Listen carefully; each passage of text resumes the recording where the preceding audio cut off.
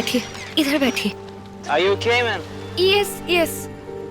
क्या हुआ, क्यों खड़े हो? ये सर बस गिर गए थे पानी में। अब ठीक है, आप जाइए ना यहाँ से।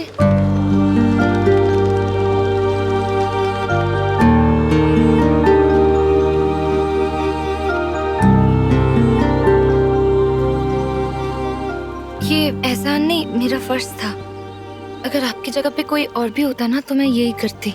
पर ये सब इसीलिए बोल रही हूँ क्योंकि मुझे पता है आप यही बोलने वाले हो ना कि थैंक यू, तुमने मेरी जान बचाई। और इसके बदले में मैं कैसे क्या एहसान कर सकता हूँ, तो इसलिए मैंने पहले ही बोल दिया। वैसे द्वारकाधीश जी तो खुद ही सबका बेड़ा पार करते हैं। ये तो द्वारकाधीश जी की नगरी है, ऐसे कैसे डूबने देते। बस भेज दे अपने दूध को। वैसे आप कहाँ रहते हो? वो मोराडिया रोड, नेशनल हाईवे के पास। ठीक है, तो चलिए मैं छोड़ देती हूँ आपको, आइए।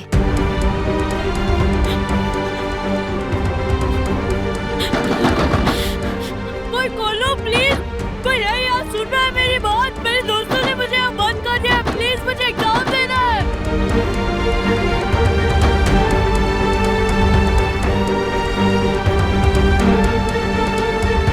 कहाँ हो तुम कृष्णा दीदी?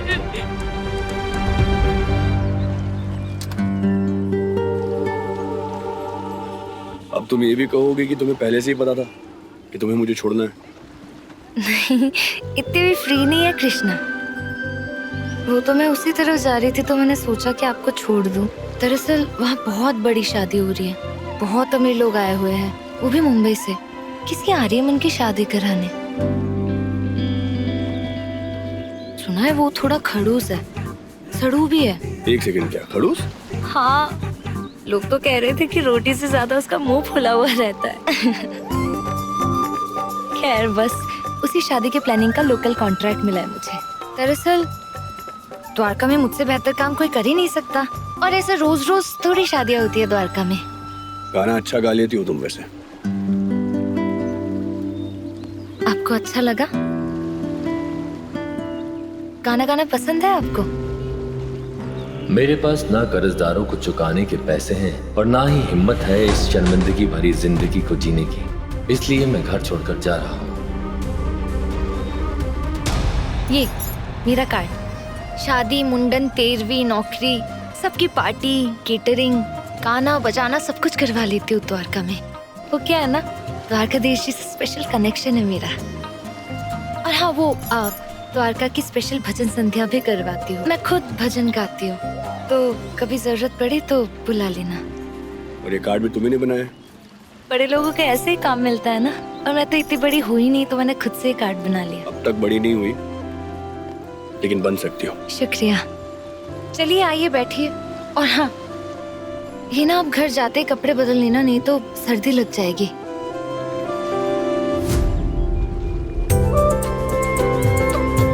क्या सोच रहे हैं?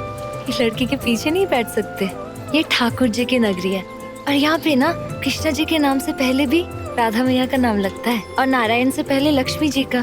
तो लड़की के पीछे बैठने से ना किसी की शान नहीं घटती। आइए बैठिए, ज्यादा टाइम न थी। गिराओगी तो नहीं मुझे? नहीं, आइए।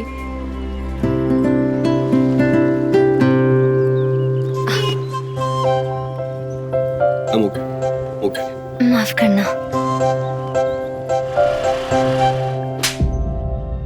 बताया था ना मैंने अपनी स्कॉच का ब्रांड, क्यों नहीं लेके आए? सर आपको तो पता है ना, ये सब यहाँ नहीं मिलता है। अभी आर्यमन ने कुछ मांगा होता तो जमीन आसमान एक करके लेके आते। हाँ, लेकर आते, क्योंकि वो है इस लायक।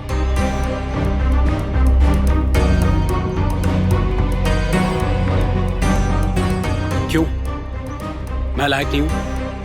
क्या फर्क है उसमें और मुझ में? फर्क ये है बेटा कि आर्यमन रिश्तों का ख्याल रखता है और तुम रिश्तों का इस्तेमाल करते हो। इतने बड़े हादसे से बचे हैं हम, भगवान का शुक्रिया अदा करने के बजाय तुम ये तमाशा कर रहे हो। शर्म आनी चाहिए तुम्हें। तुम शायद भूल गए कि हम लोग यहाँ वेकेशन मनाने नहीं आए हैं, अनन्या की शादी के लिए आए हैं, तुम्हारी बहन, और वो भी आर्यमन के साथ। ओफो, स्टॉप इट कुंदन। मतलब आप कोई मौका नहीं छोड़ते ना इसमें कमियां निकालने के लिए। अच्छा, तो आप ही अपने सुपुत्र में खूबियां बता दीजिए कितनी है। मेरा बेटा है, क्या इतनी खूबी काफी नहीं है? अभी यंग है, अभी अपनी जिंदगी पूरी तरह नहीं जिएगा तो कब जिएगा? बहन की शादी है, he wants to have a good time, इसमें प्रॉब्लम क्या है? लेकिन आपको उस आर्यमन के अलावा कोई दिखता कहाँ है? ये मत भूलिएगा कुंदन, आपका बेटा सिड है, माय बॉय सिड, वो आर्यमन नहीं। धर्मपत्नी जी, अपने सुपुत्र की कमियों पर पर्दा डालने से बेहतर होगा कि उसे समझाइए कि आर्यमन से कुछ सीखे। 16 साल की उम्र से मेहनत करके उस लड़के ने इस बिजनेस को खड़ा किया है, लेकिन आपका ये लाडला किसी काम का नहीं, चले चलाए बिजनेस को भी नहीं संभाल सकता। समझाइए इसे।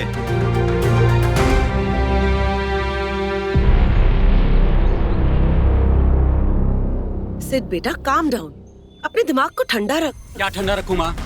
पापा के दोस्त का बेटा था वो, अब दामाद बन के हमारे सर पे नाचेगा, सब कुछ छीन लेगा, बता रहा हूं मैं आपको। ऐसे कैसे छीन लेगा? पहले तो मैं ये शादी होने नहीं दूंगी, और उस आर्यमन को तुम्हारे पापा की नजरों से कैसे गिराना है ये मुझे पता है।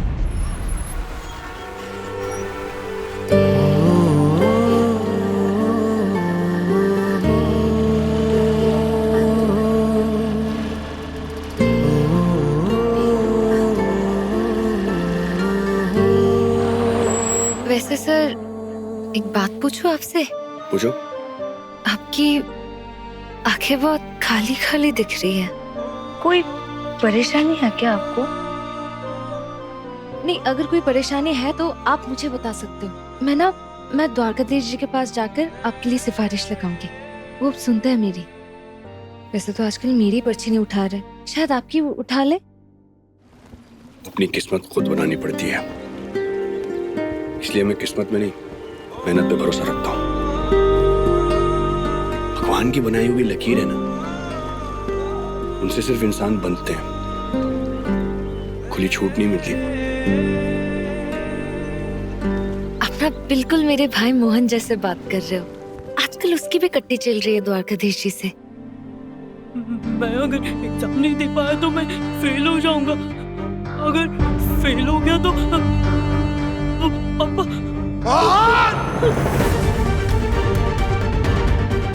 एग्जाम में फेल हुआ तो जान ले लूंगा तेरी। नहीं पापा, नहीं नहीं, मैं एग्जाम दूंगा पापा।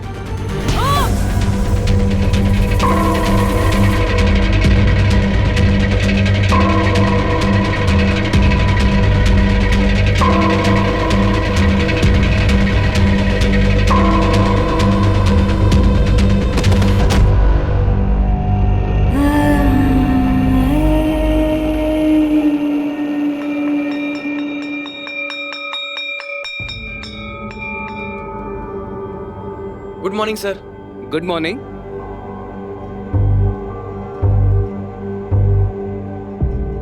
मोहन कहाँ है? शर्म भी नहीं आती इस लड़के को।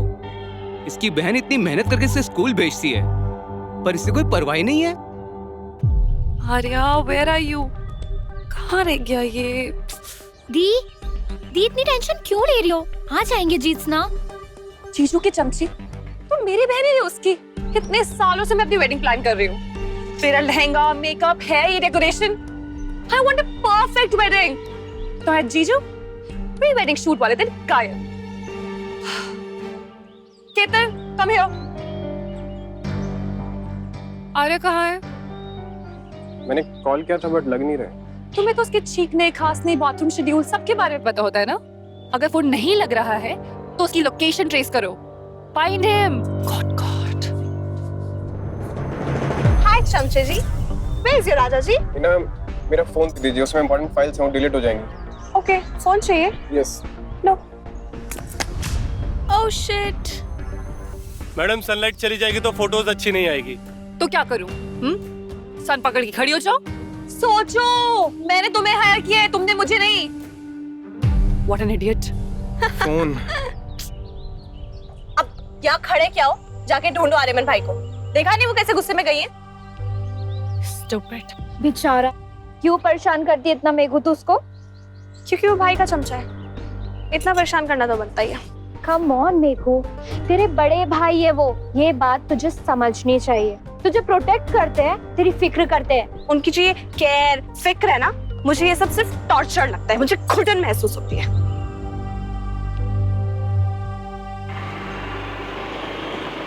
चलिए, मैं तो अपने मंजिल तक पहुंच गई। आप एक काम कीजिए, आप ना यहाँ से रिक्शा लेके चले जाइए। वो क्या है ना, मैं आपको घर तक छोड़ देती, लेकिन मुझे पहले बहुत देर हो गई है और ज्यादा देर हो जाती तो पता नहीं कहीं खड़ूस मेरा पैसा ना काट ले।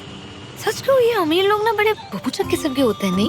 मतलब 20 रुपए की दाल 500 रुपए में खरीद के खा लेंगे, लेकिन किसी गरीब के 10 रुपए मजदूरी देने में भी उनकी ना जान चलती है। तुम बोलने से पहले बिल्कुल नहीं सोचती ना? सच बात बोलने के लिए क्या सोचना, अपना दिल रखो साफ, बाकी भूल चूक माफ।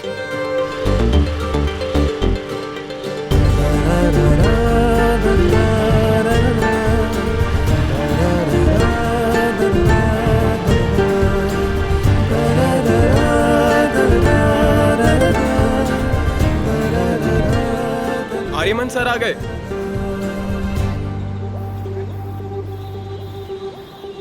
कहाँ रह गए थे आप आर्यमन सर? आपको कब से कॉल कर रहे हैं, आपका कॉल नहीं लग रहा है। आपको पता है ना इधर प्री वेडिंग शूट है, अनन्या मैम आपको ढूंढ रही है।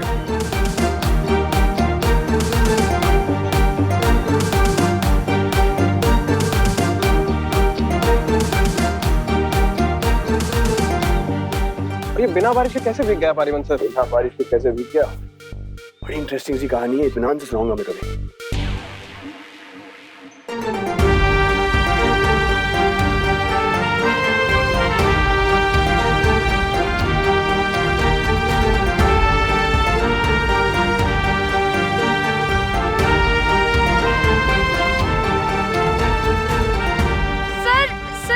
दीजिएगा सर, वो मैंने कुछ ज्यादा ही बोल दिया। वो मुझे पता नहीं था कि आप ही आर्यमन सर है सर। Sorry sir. कितनी बार समझाया कि भगवान ने 2 कान 1 मुंह इसलिए दिया ताकि सुनो ज्यादा बोलो का, पर नहीं। ठाकुर जी। अरे भाई रुक ना, अरे किधर गायब हो गई थी तू? हाँ, अरे घर में इतने सारे मेहमान हैं, इतनी सारी लड़कियां हैं, सबको कुछ ना कुछ चाहिए। अभी मैं जाके बात करूं उनसे? अरे जा भाई, जाके पूछ किसको क्या चाहिए, जा। हाँ? अरे एक मिनट, ये भीग कैसे गई तू? समंदर में नहा के और भी नमकीन हो गई है तू। हाँ, अगर तू कहे ना तो ये शादी के बाद सेम मंडप में आज अपना भी लगन सेट कर दूंगा। कर तो ले, पर एक प्रॉब्लम है। प्रॉब्लम? क्यों प्रॉब्लम? यही कि मेरी उम्र नहीं हुई है शादी की और आपकी उम्र रही नहीं शादी की, पिंकी अंकल। कॉमेडी कर रही है मेरे साथ तू? हाँ? अरे जा जाके काम कर, जा। आर्यमन सर को सॉरी बोलना ही होगा। अगर उन्होंने मुझे नौकरी से निकाल दिया तो फिर मेरे घर का खर्चा कैसे चलेगा? मोहन को डांस स्कूल में कैसे भर्ती कराऊंगी? हाँ, वो भीग गए तो सर्दी तो लगी होगी। उनके लिए तुलसी काढ़ा बना के लेके आती हूँ, उसके बाद उधर ही माफी मांग लूंगी उनसे। हाँ, सॉरी सर, मैंने देखा नहीं, सॉरी।